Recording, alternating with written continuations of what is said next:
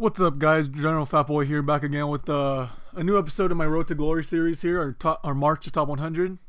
And here we start off the episode by buying Theo Walcott, the regular card. Musa, well, a lot of people hype this man up to be probably the best cheap striker in the game.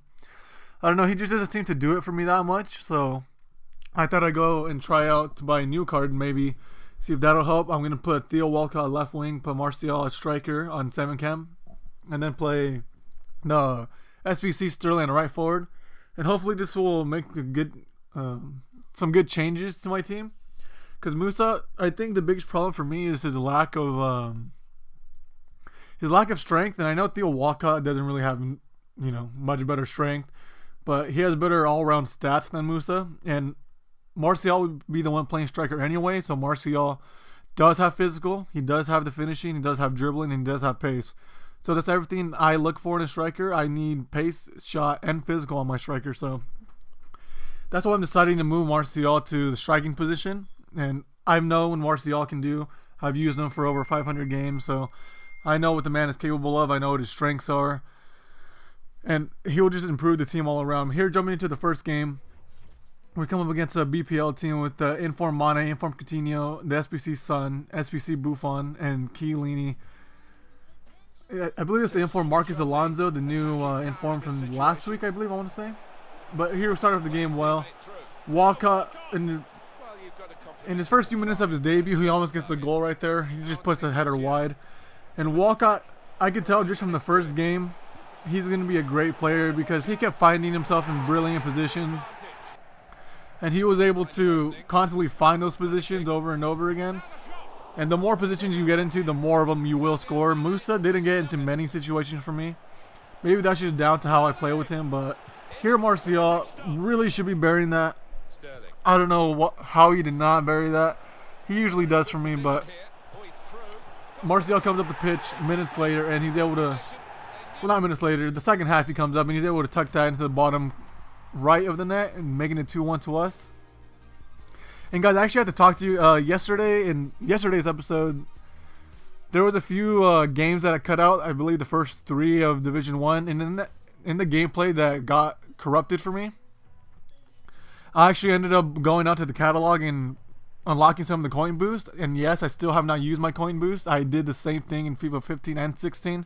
I waited till around Team of the Year time to start using them. And this year I started a little after Team of the Year. The reason I did this because it's around this time, players are the cheapest that they are possibly going to be all throughout the year. And if I were to use them in the beginning of the year, then I'll pretty much lose all those coins because all the players that I bought using those coins, it would have got down in price. But now I have a great team, and I can just use those coin boosts to get to the bigger players like the Ronaldos, the Vieiras. I definitely want to invest in Ronaldo. I'm not sure if I'll ever be able to afford Vieira. But Ronaldo is definitely someone that I want to afford because I probably will only be able to buy one, and I'm going to choose Ronaldo. But I only unlocked, I believe, the 15 match one and the 10 match one for the 1,000 coins each. I still have the remaining 1,500 coin boost and also the 200 coin boost unlocked still to go. And here this game was super frustrating. You see, I went 2-0 up, and my opponent came back tied 2-2. And I was all over this guy. My players were missing chances left, right, and center. Aguero, Griezmann, and you'll see coming up here, Pogba is going to miss a pretty good chance. And here this guy was super annoying playing against just because of the fact that he shushed me. I don't see why he shushed me. He was getting outplayed. See, this is a chance to me by Pogba. You pay over 500,000 for this player, and you expect him to put chances like that away.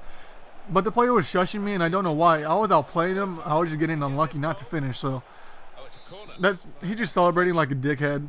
I mean, but that's him. Everyone's gonna play and celebrate how they choose. And here Ben Yedder's able to make it 4-3 to give us a chance of coming back into the game. But that was not long-lived as Griezmann once again puts that on his right foot into the bottom left corner. I don't understand how my Griezmann missed 2 of those chances on his left foot, but his Griezmann's able to tuck that away with his right foot. That frustrated me so much. And here again, Aguero misses another great chance. This was just a game of missed chances for me. I should have won, so it's my fault that I lost. I was just unable to finish, but those are the same things I always do, and I don't understand why I didn't go in this time. But guys, as you see here, I'm actually going to be changing the Walcott. And you're probably thinking, why? If he's so good, why change him already? But I actually ended up going out to buy the Inform Walcott. Because if you didn't know already, next week's Weekend League is going to be pretty much a full BPL team, barring 2. So you could have like 2 random players as a sub, 2 random players in your team. And I've heard great things about this Walcott, about the Inform Walcott, and his regular Walcott card was already impressing me enough. So I decided to go splash the cash on him, and I still have about 25,000 coins.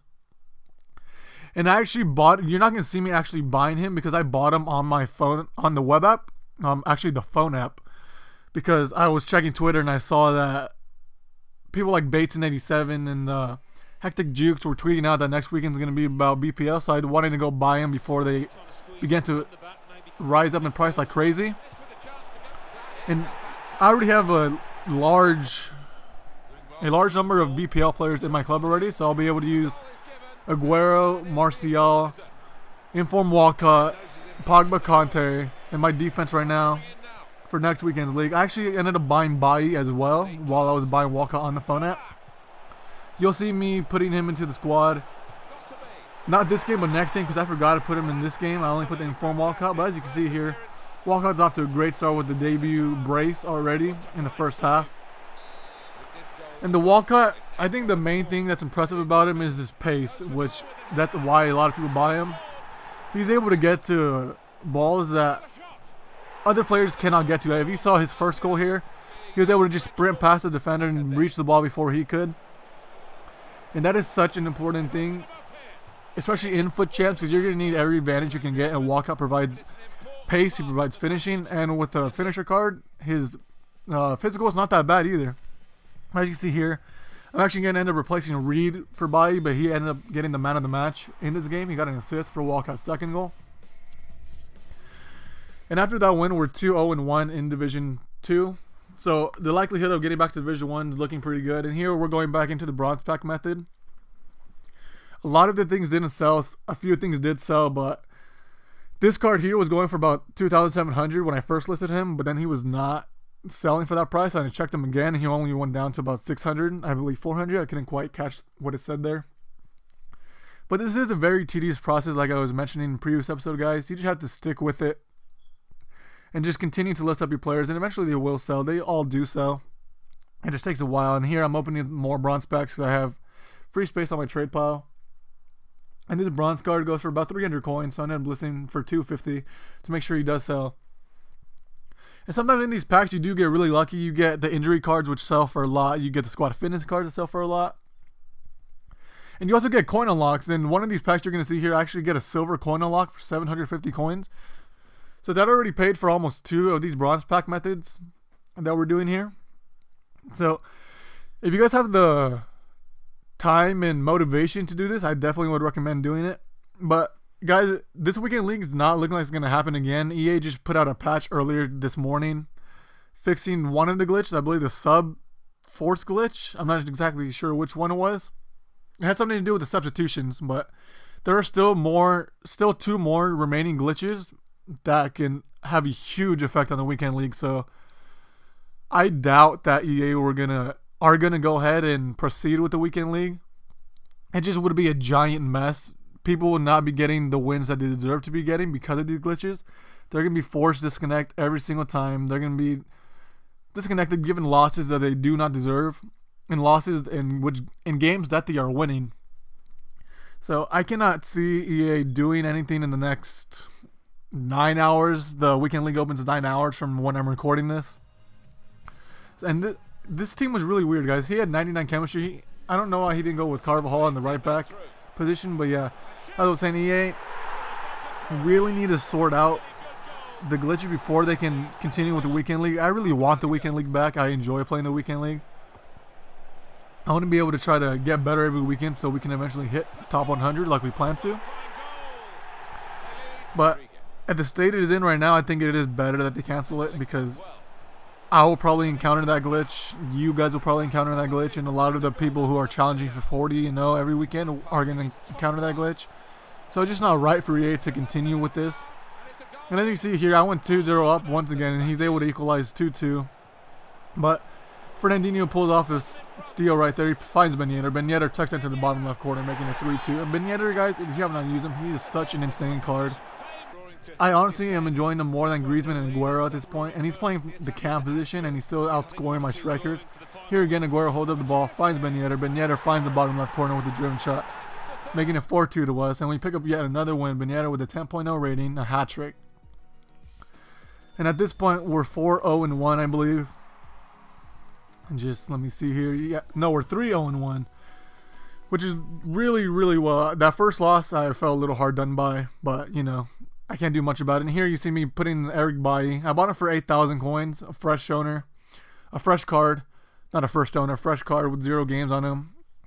And I go out to buy a Nanker's chemistry style for him because I think that's probably the best one for him. It gives him more pace, more physical, and defending.